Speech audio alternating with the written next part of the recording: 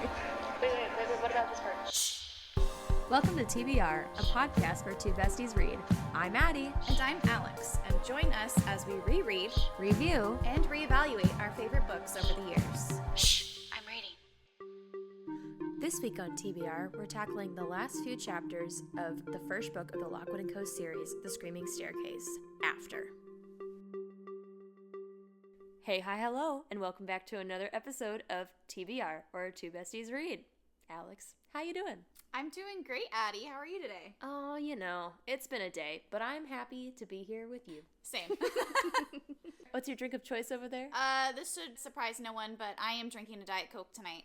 What are you drinking? Oh, I am basic today. I'm just drinking some water. Oh, healthy. Okay. Making me feel bad. Those seasonal allergies, they're kicking me in the butt. Oh, God. Yes, I feel that. On our last episode, we covered chapters 17 through 24, or part 4, The Hall. And this episode will be covering the last two chapters of the book, chapters 25 and 26, which are in part 5 and after. Where we last left off in section 4, The Hall, Lockwood & Co. had successfully sealed off the source of the Combe Carey Hall haunting, which was the monks in the well, and were held at gunpoint by Fairfax, their client, and listened as he confessed to the details of the murder of Annabelle Ward and demanded her locket back. Lucy complied and gave him the locket, and he subsequently died by ghost touch by Annabelle Ward, and Deepak arrived. Thank God. That's where we last left off. It was a hefty couple chapters. A lot happened. Oh, yeah, it was. Thank God we can just sit back and enjoy these last two chapters of them just sitting and taking in the case that they had and eating some food at the thinking cloth. So, Alex, the question this week, what would be your thinking cloth food of choice? That's a good question. My favorite food in general is chicken tacos and ice cream. Hey, mine's tacos too! Oh my God, twins.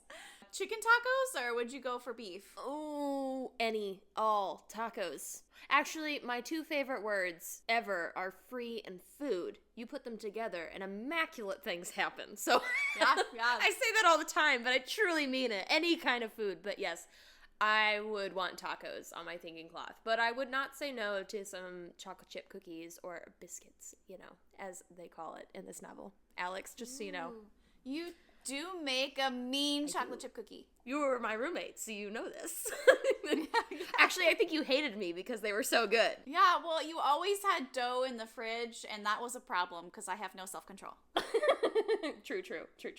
All right, so let's jump into the book. There's only 2 chapters this time, so it's relatively short. So this episode, because it's the end of the novel, and luckily for this book, we only have 2 chapters at the end, we're going to do a bit of a lengthy discussion for the last 30-40 minutes, along with a bunch of different portions that we haven't ever done for any of our other episodes. So this is a special little wrap-up episode for our first book. Woohoo!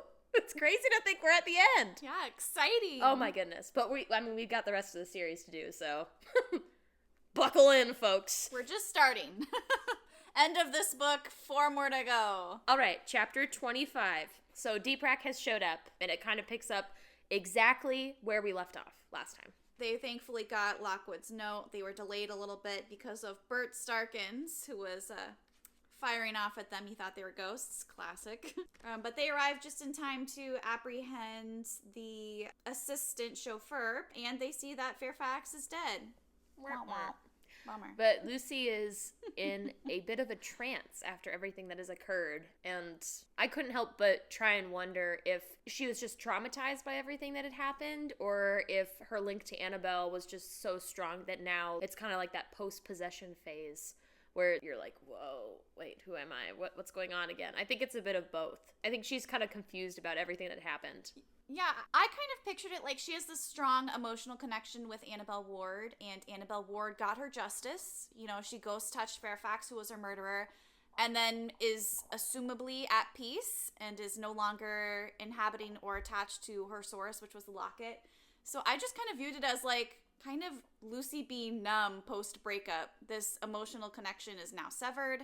She feels nothing for the locket, is kind of done with Annabelle Ward, so she's just kind of sitting around in a haze, just watching as all of the other agents come in and take over and clear out the rest of the hall.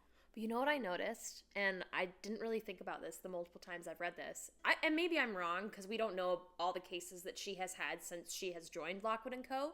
But is this the first case that she has battled a changer since she battled the changer in her case where she lost everyone? You know, I don't know, but I did note that. This is like very significantly kind of, I can't quite think of the word, but this is Lucy's redemption. The last time she had not trusted her instincts to follow through with the case, and all of her friends died because she didn't trust her gut and she listened to her supervisor, and obviously that changer had tricked them all and then killed them all, except for Lucy. And this time we had this huge haunted house. Again, another situation. She was scared. She hesitated at the threshold, which she knew she shouldn't do, but ultimately trusted her team and battled this changer and kind of has redeemed herself now. She has more confidence in her team. She trusts her team and has more confidence in herself as well. So very much a redemption arc. Completely. It makes me really happy because this is, as we've discussed before, this is the beginning of her journey of becoming more confident in herself, trusting her gut more, and really just growing up, becoming her own person. It's a coming-of-age story, perfect, again, for young adults, which we are not, but we love it anyway. I am an adult and I am fairly young. I had a question, though. So Annabelle Ward killed Fairfax and then she just disappeared, and Lucy mentions that the ghost isn't there anymore, there's no traces left. So once ghosts deliver their justice, do they just disappear, or is it kind of hinting at they get help passing over, or what? See, I don't know, because we learn in later books the quote-unquote reason why the problem started in the first place. Like, what's the reason? When we get there. Like, why the problem started and why these ghosts can't move on. But in the case of this, Annabelle Ward isn't even there anymore, and she delivered her justice, so I think her purpose, that was the reason that she was a type 2, she wanted that justice, has been fulfilled. So she's kind of at peace and is okay to cross over if she can. I know in later books there is another case where there's a ghost, and spoiler alert, it's just kind of like a one-off case where Lucy does try to talk to a ghost. Pinning it for later. I am interested to see, in these cases where the purpose is fulfilled, if the ghosts are done and free to leave. I do love in this chapter, though, that Lockwood and George, they're just guiding Deeprek where to go, where to look for stuff, bossing people around. I love that Kips is there. Yes. So they get to boss Kips around. It's perfect. Chef's kiss karma. Just like, oh, George is having a ball with it, ordering around. George's commentary in this chapter against Kips is just so funny. He's so mean. It cracks me up. He's so mean. He didn't get over it. But I fully support him. Go, George. We love you. I did like, okay, we kind of jumped over this. I like that there's like a sense of community because, as we said, Lucy's kind of numb, just kind of sitting to the sidelines. And Deepak checks in with her and makes her a cup of tea. And a Fitz agent comes and gives her like an adrenaline shot. And Barnes stops to like make sure she's okay. I just like that there's a sense of community between agencies. Yeah, and I mean, even from Deepak and Barnes especially, Barnes has been nothing but very critical of Lockwood & Co., so I think it's the first mention we see of him actually caring about these kids. And speaking of Barnes in this chapter is speaking facts. He's asking the right questions that we have been discussing this whole time, the questions of why Lockwood wouldn't tell his team what he knew and why he would put them in danger with a suspected murderer. And yes, Barnes, yes, these are the correct questions to ask. And also asking, what was he wearing? Like, where did he get this from? Where is all this stuff stored? And it kind of gives a sense that Deepak may know a bit more than they're letting on right now, which if you watch the TV show, you know that they probably do. But especially in this book, it's putting a lot of hints at that there's something bigger going on. So again, props to Jonathan Stroud. We love you. You're just great. I love when authors just plant the seeds along the way for a whole series. It's fantastic. But I do appreciate that Barnes is asking correct questions here.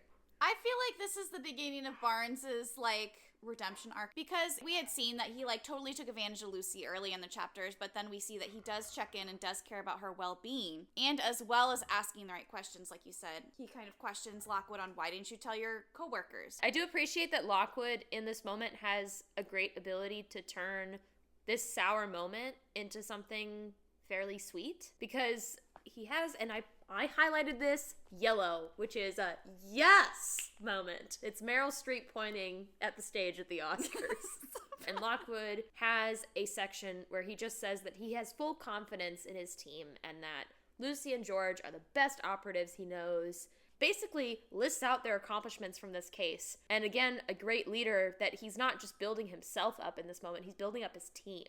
Yes, I put us in a dangerous situation, but I fully trust the people I put in the situation that they were going to come out unscathed. Did you notice that he never apologized for not telling them his suspicions or he didn't ever promise to not do it again? Oh, he just went over and tried to gloss it over with compliments. Yes. Again, this is just a huge thing that Lockwood consistently does, which I admire, but also am frustrated by. I do like that he is able to be optimistic with every situation, but at the same time, he's not apologizing for what he's doing. He's always glossing over the terrible bits that he should be noticing are not okay. And he's never really wanting to address the bad side of anything. So you're just seeing a lot of problems with him now. But I will say, when you're trying to look good for the people that could shut you down, he's doing a great job. Yeah, team optimism. I think he likes to be mysterious and have these secrets, so he had this on lock where he was just keeping it in the background, his whole suspicions, but he really should have shared it with the team. If I was Lucia and George, I would have ripped him a new one. Oh, yeah. No, they'll do that when they get back to Portland Row. Believe it. And also, quick note, Barnes complaining about Lockwood's smile being too bright, telling him to put that away. Loved it. Roasted. It's too early in the morning for that. At the end of this chapter, we learn that after everything had happened, as they had suspected, after they got rid of the monks and burned the bodies and basically got rid of the core source of this entire house, the house was basically neutralized, where they didn't have any issues with it, and it was turned into a prep school? Could you imagine going to that prep school and being like, yeah, many people died here. It's fine now. Because Combe Carey Hall is notorious. Everyone knows that it's super haunted because it's been haunted for years. There's all of this lore about it. And then you'd just be going the next year knowing that you went to this awful place with all these hauntings. Classic. Just, I can't imagine. I'm wondering how much the school would be if a place had been like a hot spot for sources and now it's not. It's a prep school, so would the price go down? Would it be a really cheap school? I'd hope you'd get a decreased tuition. I'd hope so. I need to know this information. Is this a school I should be sending my kids to? Did you also see, so it said, as Lockwood had predicted, basically once the main source had been taken out, all of those secondary hauntings went away. He totally bullshitted that earlier. So he was right in the earlier chapter. Classic Lockwood. Which I find that so intriguing, that you get rid of the core source and it all goes away. And maybe it's just because the bad vibes attract bad happenstances in the hall, and if the core source wasn't there, those wouldn't have occurred. I think that's what it's hinting at, but I still am curious. Yeah, I'm intrigued. I'd like it spelled out for me. The biggest shock, they get a letter from the notorious Penelope Fitz, who is the descendant of the founder, Marissa Fitz. Dun, dun, dun, dun. Yeah, that missing Fitz agent that we found in the walls, he was 12 years old. I know, I wrote that in all caps in my notes. 12 years old? That's oh my gosh, that's really sad. That's about as sad as Annabelle Ward. That's like a freshman in high school. Baby. Oh, well, he gets to go to school now. Yeah. Well, his source has been removed, so he won't get to go to school now. No! Tragic. Okay, chapter 26. I want to appreciate that at the end of almost every single one of these books, there is a newspaper clipping that summarizes their final case, and I love it. It adds so much world building and casual characterization. I love it.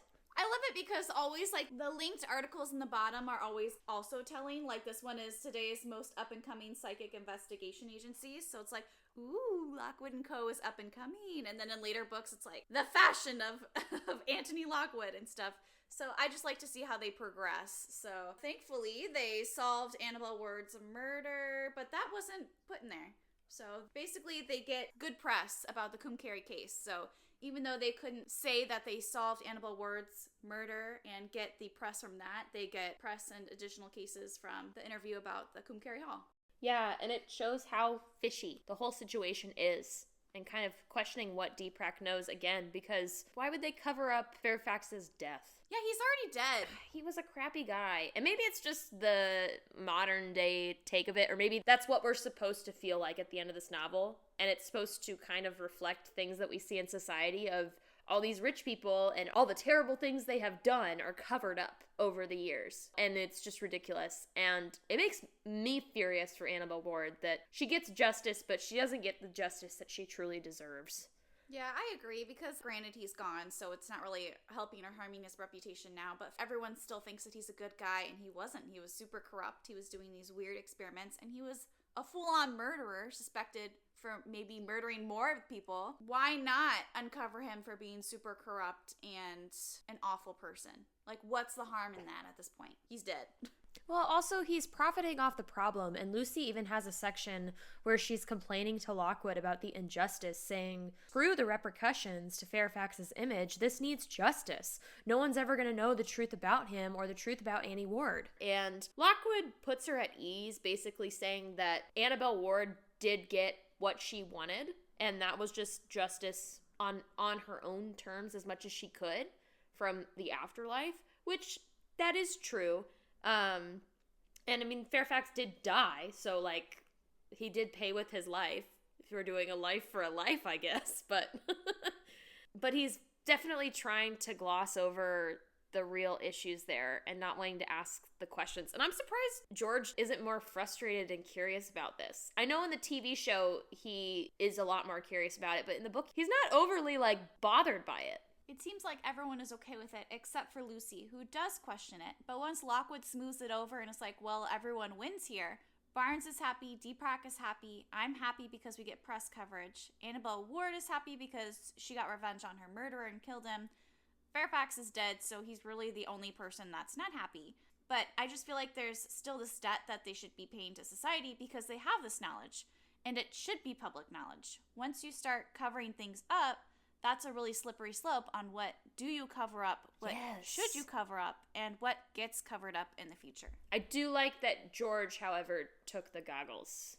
Certified hoarder. He's a kleptomaniac, yeah. He stole the skull, he stole the goggles, we love it. George just likes to get knowledge on things. And this is my one smart moment when reading this book, is they're talking about, oh, there's a harp on the side of these goggles. I'm like, you mean a lyre? Yeah, I know what that symbol is. It's just so cute, this chapter. It's so cozy of them sitting around the kitchen with all their food and just relaxing after a case well done.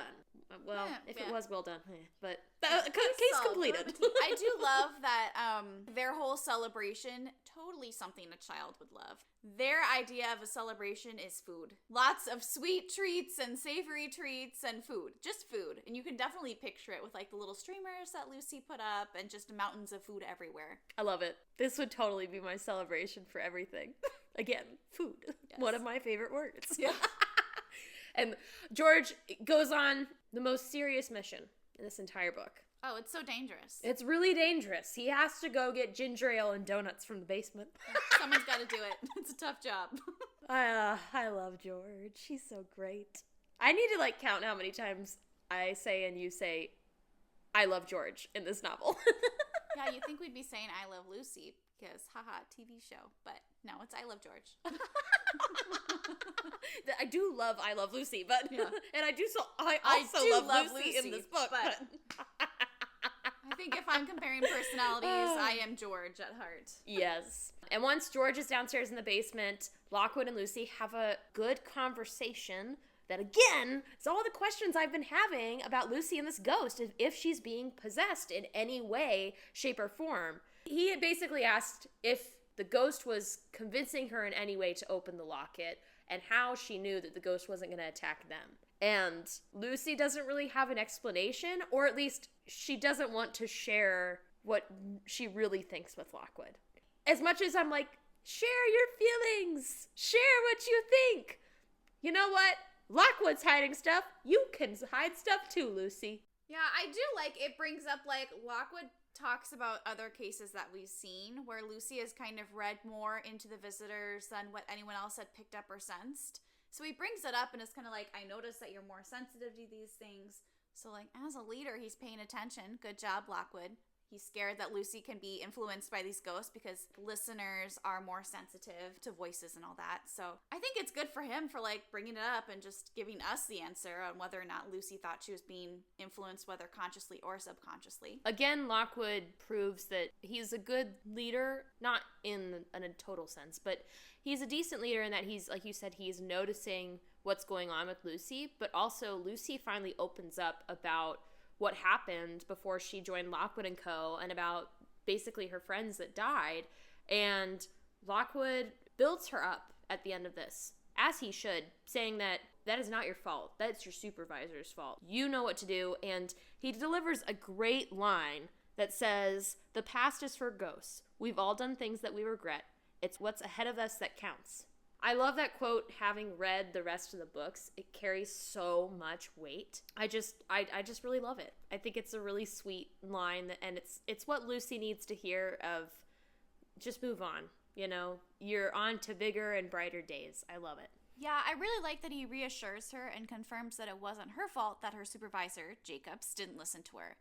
You had the instincts there, and your instincts have been nothing but right, and we trust you and appreciate you being on our team. And we're alive because of you. So, like, just keep it up. Yeah. Yeah.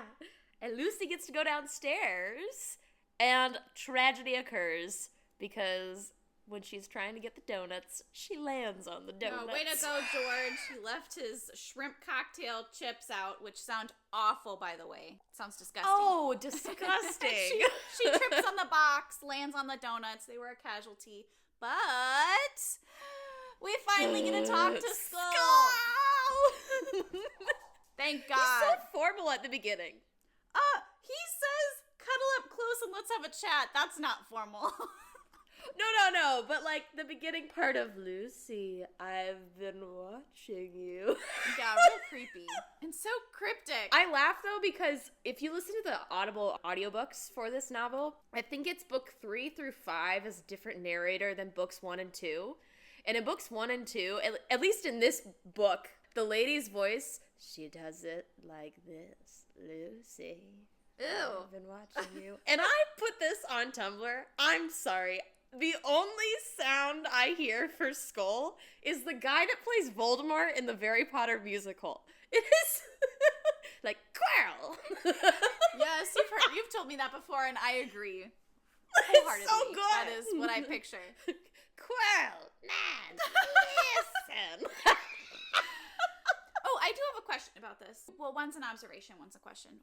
My question is, the Skull says that he's been watching her and he knows that she's different. Does he know? I mean, obviously you can tell by her reaction when she starts talking that she can hear him. But, like, do type 3 ghosts know when someone can listen and hear them? Or is it just like they kind of talk to everyone and then when someone responds, they're like, aha, gotcha.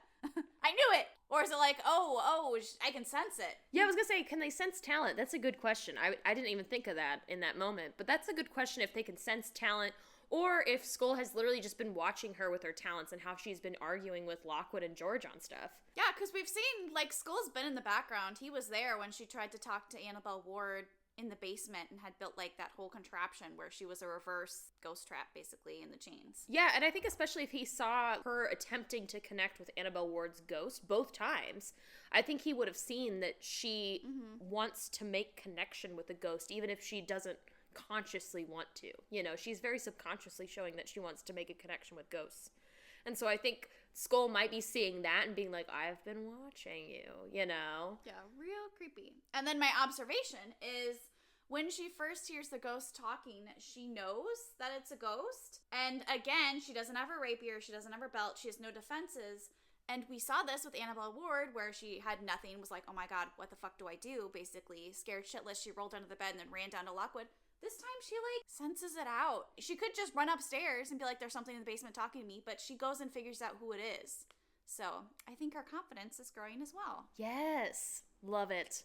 And the Skull delivers a quote that is so important. Death is coming to you. And why? Because everything's upside down. Death's in life and life's in death. Do you think he practiced that? I think he did. 100%. Like, he's like, let me come up with the most cryptic message possible. And he rehearsed it. We could talk about this in later books, but the Skull he has so many good jokes later on that I am 100% convinced he's been practicing those to himself for years. Oh, yeah. He's got nothing to do but watch people, so you know he's just got all of these good burns and, like, savage comebacks just hanging out in the back of his head. Hey, sounds like another character we love. Lucy. Yes. They're really a match made in heaven there. That's a friendship from the start. The friendship is born. Yeah. I think the hatred between between George and Skull is already put in there because the Skull remembers. He remembers the bubble bath, and he was not a fan. And it ends with Lucy basically saying, I don't have time for this, and walking upstairs Not to the today. light. Yeah, not today, Skull. She says, not today, Skull. I did like, okay, she brings the donuts back up, the squash donuts, because she sat on them. You know, let's not waste food here. She brings them back up. Full circle moment, because when she first came to Lockwood & Co., they asked if she was bringing the donuts. So I just thought that was kind of cute. Like, now she is. I didn't even notice that. That is such a good observation. I just liked that she was going towards the light. I mean, there's a consistent theme throughout this book, and we can talk about it in our next surprise portion. But the contrast of dark and light usages in this novel. And I like that it ends with Lucy going towards the light. In an alive sense. Yeah, I like that as well. Not like poor Robin, who's no longer with them, but... All right, now that we've discussed the book, we're going to go into these two chapters' favorite moment guessing game. So this is the part of the episode where Addie and I try to guess each other's favorite moments and see how close we are. Oh boy. Let me try to guess yours. I always feel like you like multiple parts. I feel like you like George telling off Kips in chapter 25. I do. I feel like that's gotta be something. That's there, but that's not the one that I highlighted this time. No! Is it when Skull shows up? No, I really wish I had, though. I love Skull. I went more, usually I go funny. I went more sentimental this time. Oh. I chose about how Lucy finally confides in Lockwood about what happened during the last case and how Lockwood basically like reaffirms her and is like, yeah, you're right. That was your supervisor's fault. We love you here. You're awesome. Don't leave. That's mine too! Okay, I was going to guess that. And I was like, well, what are the odds that are the same again? Okay, Alex, I think multiple times on this podcast we have chosen the same part. It's just because that this writing is chef's kiss so good. So many good parts to choose. Well, we also are each other's person, so we tend to choose the same things. Yeah, I figured you would choose this part because it's very, adorable. All right, now we are on to the what if portion.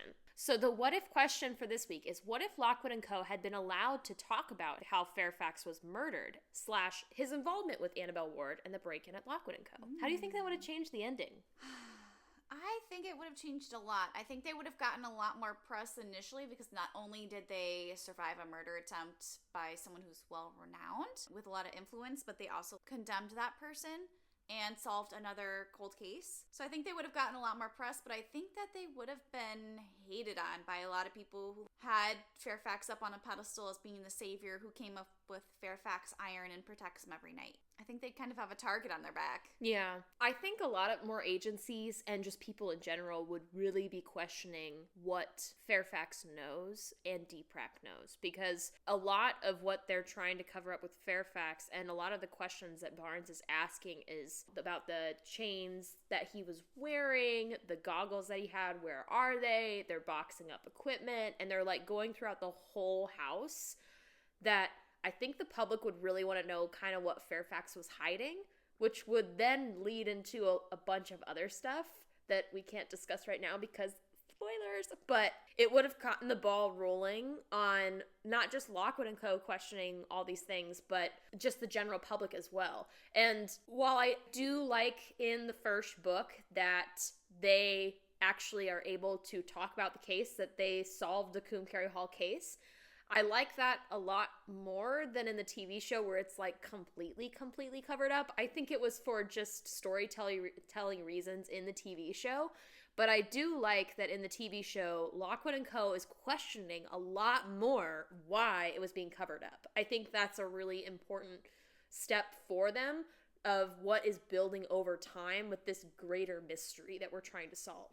Yeah, I kind of think the opposite. I like that there was an NDA that they had to sign in the TV show because I think that kind of explains why Lockwood wasn't able to basically, Lockwood's a diva. So I feel like he has this little secret like, and he has an ego too, like Fairfax was a murderer and we figured it out. I think he'd want to tell people. So I think in the book, it's kind of unrealistic that he listens to Deepak, especially when he doesn't listen to Deepak on anything else. So I like that they brought that up in the TV show. Yeah, no, I think what they did in the TV show is interesting, but I just want them to get the credit for it. Because the case of Combe Carey Hall, and I think it was just me being dumb the first time I watched it, I just was very confused. I was like, so did they just solve the monk part? Like, I wasn't getting that the whole house was then cleaned after that. And when I read the book, I was like, oh my gosh, no, they 100% solved that whole case. And then rewatching it after I read it, I was like, okay, yeah, now I'm pissed too. And I agree with you. I think it adds to Lockwood's character a little bit more that he's also pissed at Deepak for this. I just think a little bit of credit would have been nice. Yeah, I agree. You know what I thought of for a metaphor, I guess, or like an explanation? So with the Combe Carey case, basically once they solved the primary source haunting, which was the monks, all the other secondary ones kind of calmed down. That's kind of like if you have an infection. Once you start treating the main infection, like, I don't know, say you cut yourself and you get something in your skin, and you get an infection from that. Once you start treating the main infection, all of your other bad symptoms will start to go away. Yeah, that makes sense. So that's what my brain went. You and your microbiologist brain. And now, speaking of big brains, listeners, welcome to our surprise portion on this episode. At the end of every novel, we will discuss the domino moment. Whoop, whoop, whoop, whoop. What is the domino moment? Great question. Ever heard of the domino effect where you change one action and a series of following actions could be changed forever? It's basically that. So, Alex, what moment in this novel is pivotal to all the others, in your opinion? Okay, I can take the really easy route with this. If George hadn't been lazy and left the shrimp crisp box out, Lucy wouldn't have tripped on it, wouldn't have fallen on the donuts, and subsequently would not have unlocked Skull. We don't see a whole lot in our book about this, but in subsequent books, we would not have Skull, which changes everything. I'm gonna go further. Do it. Hit me with it. I'm gonna go to the changer in the very beginning of the novel. Ooh. Back in Lucy's first case. If that ghost hadn't been there, if it hadn't morphed into that, Lucy's friends wouldn't have died. The case wouldn't have happened that caused Lucy to leave to go to London to join Lockwood & Co. for her to be in the position to fall on the crisps. Damn, you removed the first domino in this entire book, and I just removed the last one. You were like, oh yeah, there's all these other ones, whatever. Yeah, I left the first part of the domino chain up. I mean, I think you could like continuously go back, but I think it's just, you kind of see that there's not just one thing that kicks off everything that happens in these novels. It just kind of is progressively all these little things that they're meant to happen. Yeah, I think everyone in Lockwood & Co. was destined to meet. I think they would have found Skull regardless. I think Lucy would have discovered her talents regardless. And, found family trope. I love it. Yeah, and I know we've discussed it, like what if Lucy joined a different agency? Do we think that she would eventually have joined Lockwood & Co.? And I think maybe she would have. I think she would have thrived at another agency, but she would have gotten annoyed.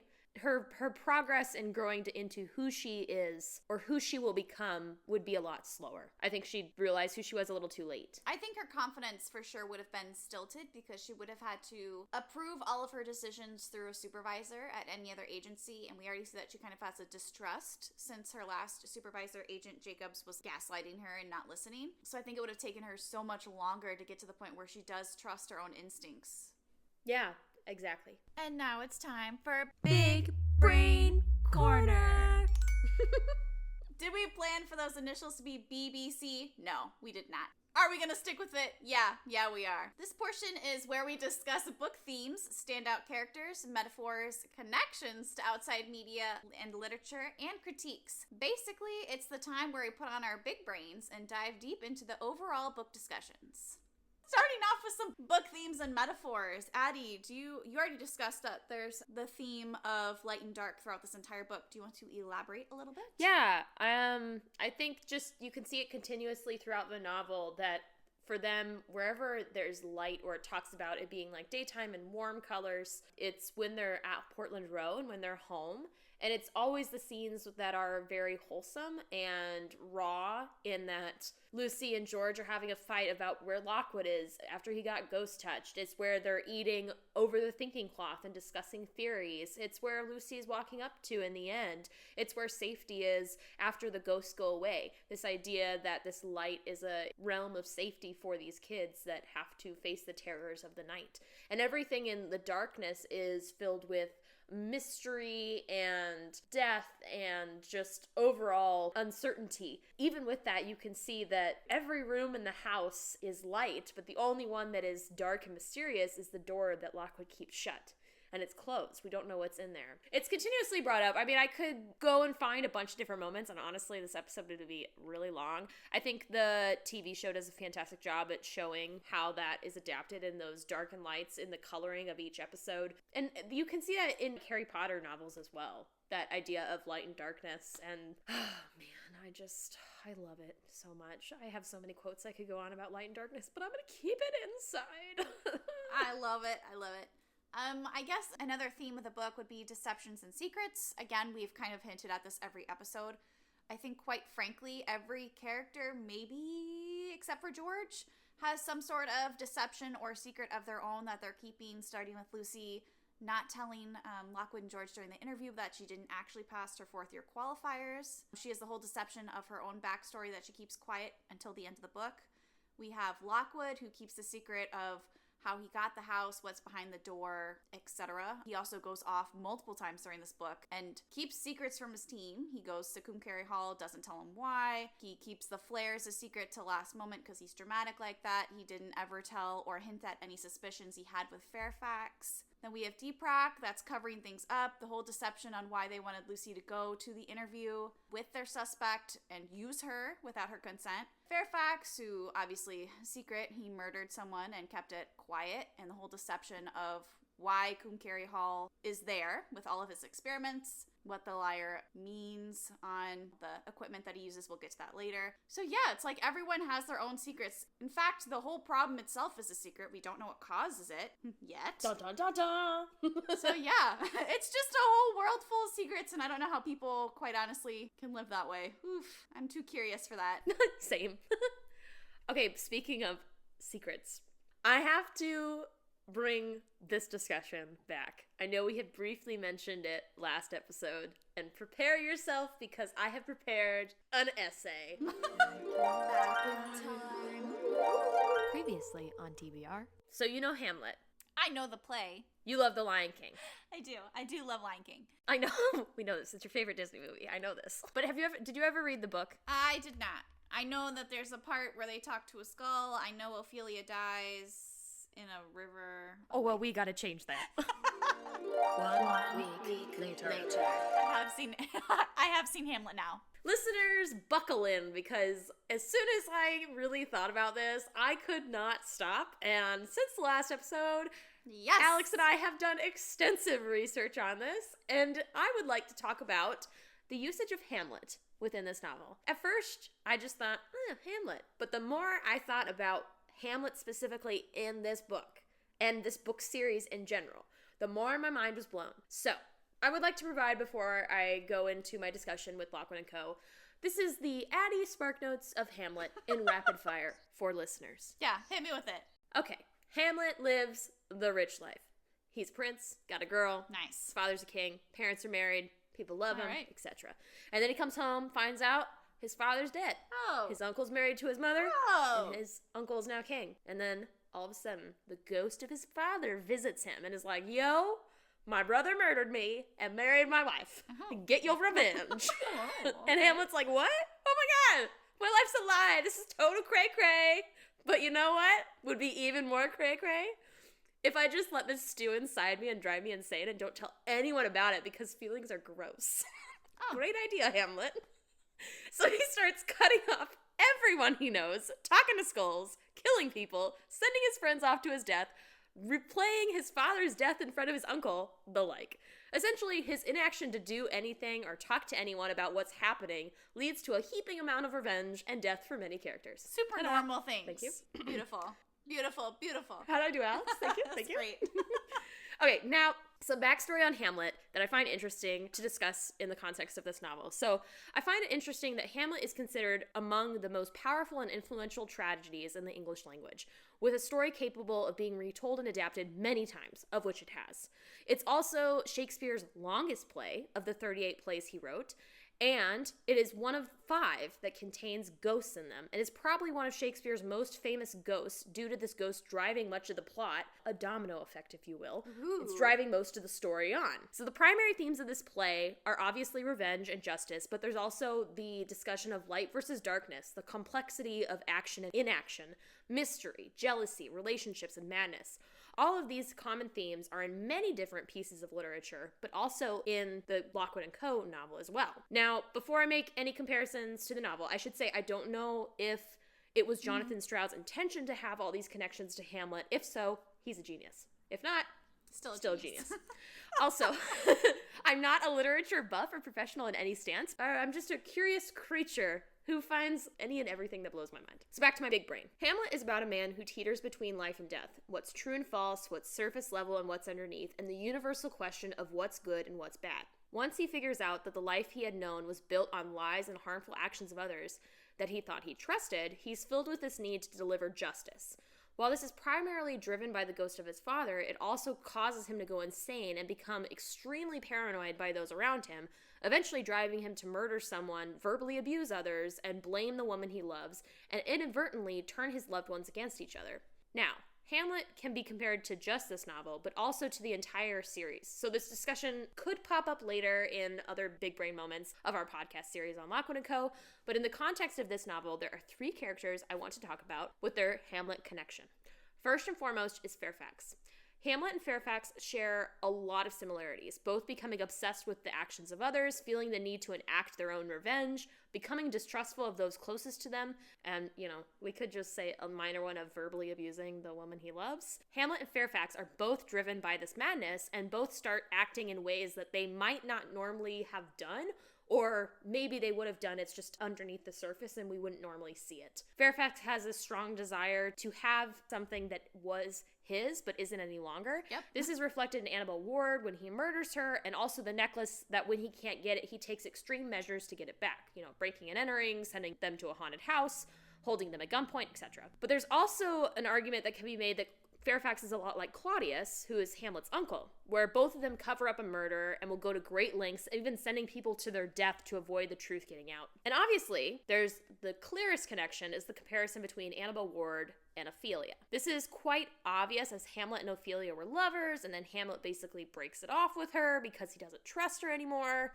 But the one bit that I love in the comparison about Annabelle Ward and Ophelia is that Annabelle Ward gets the revenge that Ophelia didn't get. Oh. Annabelle Ward and Ophelia's stories are both tragic, as they both are young women who were tossed around by men and ultimately met their untimely death as a result of men and their insanity.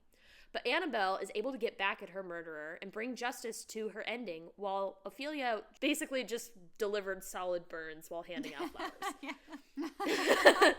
But what I find most interesting, and we had discussed this when we watched Hamlet, is the usage of the quote that is inside the locket. I'm going to say it again because I love it so much. Doubt that the stars art fire, doubt that the sun doth move, doubt truth be a liar, but never doubt I love.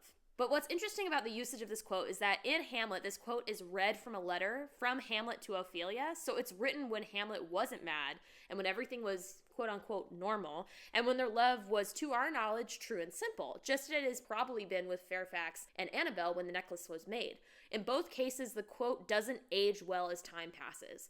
Hamlet casts out Ophelia and basically swears her off to a nunnery, and Fairfax, well, he just murders her. But in both cases, the quote carries a tragic story along with it. I know that was a shit ton, and I know I have gone way overboard. Could still go on about this topic. We could compare Lucy and Hamlet, both having a ghost egging them on and doing their bit to do their bidding, whether consciously or unconsciously. And that's just talking about Annabelle Ward's ghost. I'm not even talking about Skull yet. And additionally, Lucy and Hamlet also have a struggle between life and death and what's right and what's wrong and true and false and dark and light. And this becomes a consistent struggle in the novels and a point of argument between her and the team. And speaking of the team, don't think I've left Lockwood out of this big brain topic. Lockwood and Hamlet also share many similarities in their mysteriousness and lack of action in sharing what they are hiding and not wanting to face their feelings. And also in later novels, being unable to act on the revenge he truly needs. Okay, so I think that is it for this episode. For my big brain moment of book 1, I'm Addie, signing out. That's so good. Damn. I'm so impressed. Holy shit, that was huge. My brain is blown. Listeners, I'm so sorry. I literally wrote an essay on this because I was so excited. It's so good. Oh my god. I'm gonna have to cut it down a lot, but I'll get there. We get there. Don't cut anything. That was so good. Okay, thank you. Mine is not that good in comparison. I was initially gonna do my big brain moment on Scooby-Doo, but I think we have to wait until probably book 3, so we can meet a couple new characters. Yeah, so we can get a little more of Skull. We can meet Holly and Flo, and Kip's in there as well. I think we just have to wait a little bit, let that one bloom. So that's a couple books from now. But my big brain moment, which is more of a small brain moment, is just pulling out quotes from the book where we consistently hear about other agencies' mistakes that lead to some deaths. But in these cases where Lockwood and Co. make the same mistakes, they don't die. Oh. So I just thought that was kind of cool because we get a little more knowledge. So starting with page 14, we have a quote saying a girl at Rotwell's had died the previous week after forgetting to restock her magnesium flares. This was said the first time when Lucy and Lockwood are checking their belts in the kitchen of the Annabelle Ward case. Parallels how Lockwood & Co. forgets the chains in that case and highlights how important these tools are to all the agents' safety. It also foreshadows the Combe Carey stipulation where they weren't allowed to bring any flares. Like, thankfully, Lockwood did bring them because it did save their life. But likely, Fairfax had heard of this incident with the Rotwell's girl and how she had died by not being prepared, and had thought that if he made these same stipulations where he kind of removed a tool from the kit that Lockwood & Co. would use, that they would die. So unfortunately they didn't because they cheated. But then we move on to page 105. This is George talking to Lucy, where he says, it can be a risky business being a listener. There was a girl working for Epstein and Hawkes last year. Good ears, incredibly sensitive insight, but she got so freaked out by all the voices she heard that she ended up jumping in the Thames. Like Addie just talked about, kind of the madness associated with listening to ghosts and following them, whether subconsciously or consciously, this foreshadows Lucy's extreme sensitivity and listening skills. We've seen throughout the book that there are multiple cases where Lucy has heard or interpreted more than she's actually hearing, kind of like with Annabelle Ward, where she continuously pursues this justice, even though Annabelle's not telling her to. And in the case where that man hung himself, she knows and understands why he did, and it was because of the love that he had for his wife. Lockwood brings it up in that last chapter. So that foreshadows that just Lucy is so sensitive, and as we learned in the last couple chapters, Lucy can interpret and listen to type 3s, just like Marissa Fitz. So that kind of foreshadows that skill that Lucy has. It also foreshadows how important it is as a listener to have a good team. So Lockwood checking in, something we see him do from the very first case he has that we see in this book, the Annabelle Ward case, with Lucy to see if she's okay and to check in on her well-being, all the way to the end of the book where Lockwood is asking if Lucy was being influenced by the ghosts at all. We see how good of a leader Lockwood is by kind of checking in to make sure that Lucy is having that mental well-being and is staying tethered to her team. With this comment in time, when George is saying it to Lucy kind of as a dig, Lucy responds about how Marissa Fitz had the same talent and how she wasn't jumping anywhere. Like I said earlier, that just foreshadows Lucy's ability, like Marissa Fitz, to communicate with these type 3s. On page 177, this is with Kip's in the library, George says, that young lad you sent into the catacombs alone while you quote-unquote waited for reinforcements at the door. What became of that kid, Quill? Or haven't they found him yet? That parallels to Lockwood saying that they need to stick together during the Combe Carey Hall case, even if they have to go to the bathroom, and his good leadership ability to know that they're likely dealing with circumstances outside of their own skill set, aka Fairfax being a murderer. Therefore, he sends that package to Deepak asking for assistance at the beginning of the Combe Carey Hall case. So Lockwood's kind of sensing the situation. He knows of these people in the past that haven't asked for the help he needs. Even if it bruises his ego, he's going to call Deep Rock and say they need help because he cares about his team. This also parallels and foreshadows how Sam, the 12-year-old boy from Fitz, was lost during that first Combe Carey Hall case, which begs the question, how many children are being lost during these cases? I don't understand. I don't get it. I sadly want to know the numbers. Yeah, why don't they put tracking devices on these children? Because then you would know that they went through a They wall. put Apple AirTags on them. Yes, please. And then also on page 177 continued, and that client who got ghost touched because your agents left an arm bone in his trash can. George meant this as a dig, but also Lockwood & Co. is not immune or infallible because they also brought a source home and almost got ghost touched. And that was Lucy bringing home Annabelle Ward's locket, because they assumed that the source was her bones incorrectly. Basically, Lockwood & Co., good for them, they didn't get ghost touched. Instead, they used their mistake of bringing home the source. They kind of turned a negative into a positive and were able to get justice for Annabelle Ward, who was attached to that source instead of dying. So that's cool. Lastly, on page 295, this is during the Combe Carey Hall case. In the case of the Shadwell poltergeist the year before, 2 Gimbal agents had been separated from their colleagues when the bathroom door blew shut on them. The door had stuck fast, no one could get through, and the 2 agents had been battered to death by whirling ceramics. So this, obviously, we know is in reference to why it was so important that they use the door fixing device to secure the door, also salt. So while it wasn't the visitor that locked him in, unfortunately it was Fairfax who locked the door with a physical key. This scene is paralleled because Lockwood & Co., when they were also locked in the room with the changer and their lives were at risk, they escaped by being calm and collected and going through the sealed passage, whereas these 2 agents died. Womp womp. Also foreshadows that we might run into a poltergeist in future books. So, this is probably me just reading into everything, but I think it's really cool that we do see the mistakes of other agencies, especially since we see so many mistakes that Lockwood & Co. makes. But we do see the way that they get around these mistakes and grow as an agency. So, all that to say there's a lot of parallels and foreshadowing going on in these scenes. You get glimpses into other agencies' mistakes and the world in general, not just looking and focusing on Lockwood & Co.'s mistakes. Lockwood & Co. isn't immune to making these mistakes. In fact, they often make the same ones and more, like burning down their client's house. But it goes to show overall the dangers that are associated with being an agent in this world. Whether you have a supervisor or are in an independent agency, Lockwood & Co. is very strong. They stick together and they trust themselves, so that often makes up for their life-threatening mistakes. Ta-da! That's it. That was good. No, that was good. I don't know, I read everything, but sometimes when I'm reading, I just gloss over some minor moments like that. I feel bad that I gloss over those world-building moments where, like you said, it's paralleling how they are overcoming it and trying not to make those mistakes of other agencies. But I think it's fun that you went back and you found all those moments. Also, you better be making a list of all these other agencies. Oh god, I need to. There's so many. And their colors. But yeah, I was just interested. I didn't really notice the foreshadowing or parallels, I guess, until I was rereading this book for the podcast. So I'm wondering if there's going to be more throwaway lines about how other agencies had untimely deaths in the future, and if that does foreshadow situations that they'll be in. Oh, you know there's going to be mentions of Bunchurch. Oh god, oh yes. We'll add that to the agency list right away. Oh god. I guess listeners who are not really into the extreme Loch Nation lore of Bunchurch, just go look it up on Twitter. That's all I'm gonna say. Yeah, follow them. Follow them. They're good. It's fantastic. And take the quiz to find out what agency you'd be in. Yes. Addie and I took the quiz. I think we both got Lockwood & Co. Yeah, I did. I don't like to follow rules. Quite honestly, I do like to follow rules. So I'm not sure if I'd be Lockwood & Co. material, but I like to follow rules to an extent, unless I find them stupid. Maybe this is why Lockwood's one of my favorite characters. Maybe. Well, wow, what big brain moments. You blew my mind. Did I blow yours? You blew mine. Oh, yeah. Out of the water. My brain is no longer in my head. It's across the room. You better find it again for book 2.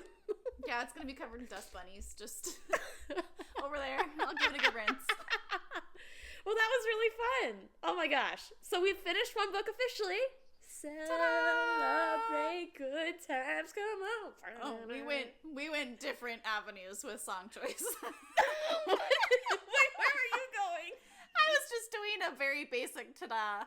Boring. I gotta step it up. Yeah, come on. Get up my level, woman. So that concludes the Screaming Staircase. Addie, do you have any critiques about this book? I know it's been said, Jonathan Stroud's Lockwood & Co. series, just his portrayal of Lucy. I know people have said, well, you can tell it's a man writing a woman. Yeah, there are spots where it's obvious. I guess I don't really have that much of an issue with it as much.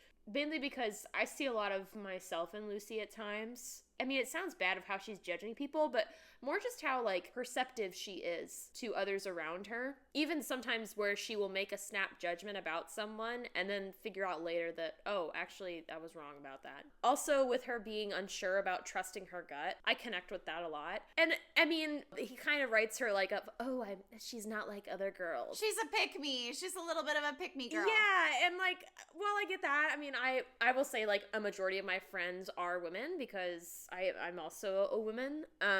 A woman? Oh my god, I can't think. She's a woman. I'm a woman.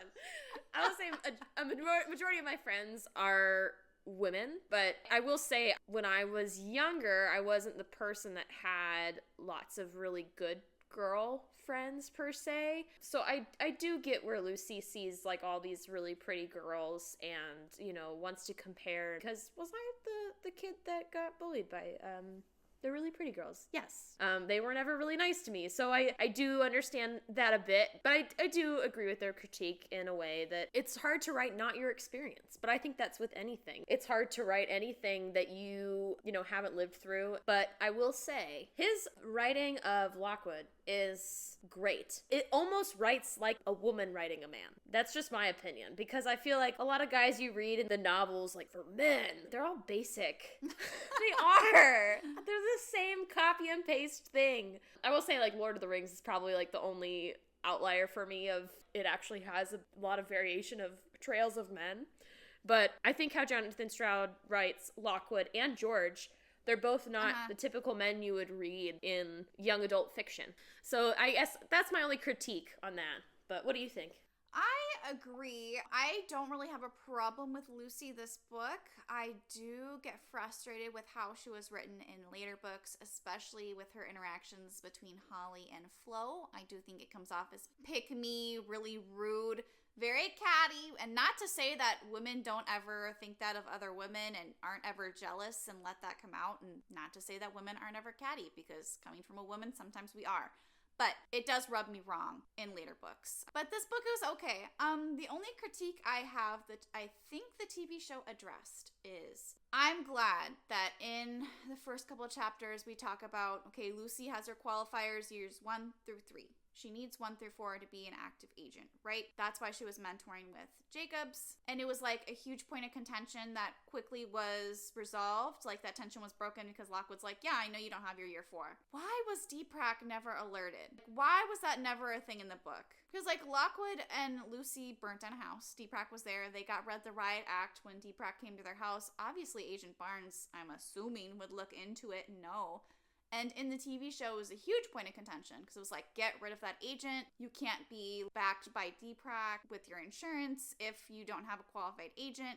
So I just thought that it was a little weird that they never brought it up. Well, and I think in the novels compared to the TV show, I think Lockwood's a little bit better at hiding when stuff's not okay. Because, like, you even see it, like we had discussed at the end when he's talking to Deepak about, well, why didn't you tell your agents about how dangerous Fairfax was, or what you thought of, like, the whole situation, or the Annabelle Ward case. Right. Lockwood is very good.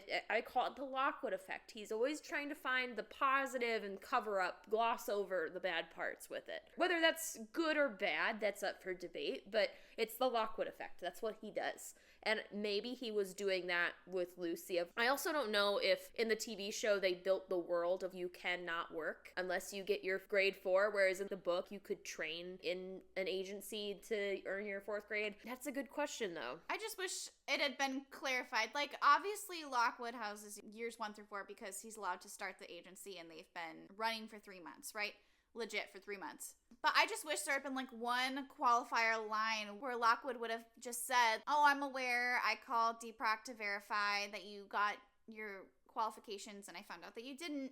that's fine. Basically, don't lie to me again. I can give you the year 4 qualifiers. In the TV show, basically it was all like, oh, we changed the rules. Deeprak's keeping secrets. Fuck them. I'm going to sign your year 4 qualifier. So I just wish there was like a one line like, we'll take care of it. No worries. I'll get you your year 4. Another critique I have about this book, and it's very minor because overall, like, I would say throughout the series, it's better, but this first book, I wish there was more characterization of George. I do love him, but I love him because I know what he becomes later. I will admit, when I first read this book, I was kind of let down, especially after watching the TV show first and seeing how fleshed out George's character was in the TV show and falling in love with him. Then I read the book and was kind of like, he's a fat kid that loves to eat and he's persnickety. Yeah, there's a lot of fat kid jokes, which I also don't appreciate. Come on. But yeah, we didn't even get a backstory on George. No, and the one thing I really wanted more in this novel is more growth for the friendship between Lucy and George. I think it grows, especially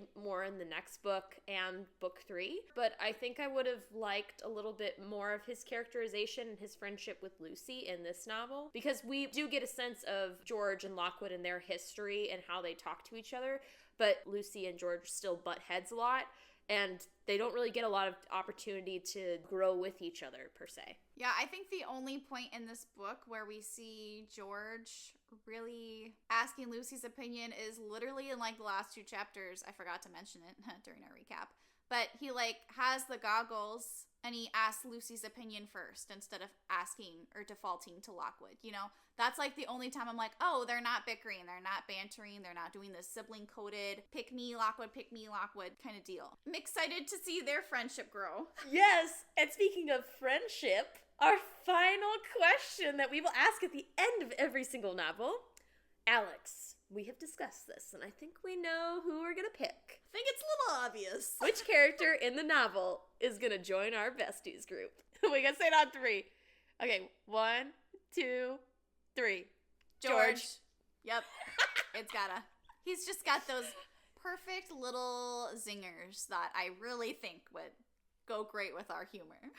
I don't know if he'd like us, but we would love him. Probably not, yeah. It would take a book or 2 for our friendship to grow. Before he doesn't outright hate us. I think he'd really love his big brain corner. Like, he would go off at the big brain corner. Yes, his would be like your essay, but times a million. Yeah, and he would love the what if question, let's be real. He would have so many thoughts. So many. So with that being said, let's plug our next book. Like we said, we're doing the entire Lockwood & Co. series, so we finished book 1. There's 4 more left. Well, there's also a short story that we're going to do as well. But next is book 2 in the Lockwood & Co. series called The Whispering Skull. I don't know. So, next episode, we will be diving into the second book in the Lockwood & Co. series. And for listeners who want to follow along, our next section will be part 1, The Wimbledon Wraiths, and half of part 2, The Unexpected Grave. So that'll be chapters 1 through 4. But we're very excited. Look at us go. 1 book down. Yes, get excited. So read along with us. This will be fun. Also, be sure to check out our socials. We are at Instagram and Twitter, or X, at 2bestiesread. And we are now on YouTube, so you can listen to our episodes there, at 2bestiesread. And our email, this will come to a shock, 2bestiesread@gmail.com. Who could have thought? Oh my god, that is out of this world. How would you have guessed that that was That's our crazy. email? Yes, so follow our socials to get some more information and to see some memes and to see us interact with the other Lockwood & Co. Sites while we read these books. Yeah, well that was fun. I'm glad we did this. Woo! Yeah, this was a good one. So, Alex, Thanks for being my bestie, Addie. 1 book down. Celebrate Break good times. Come on.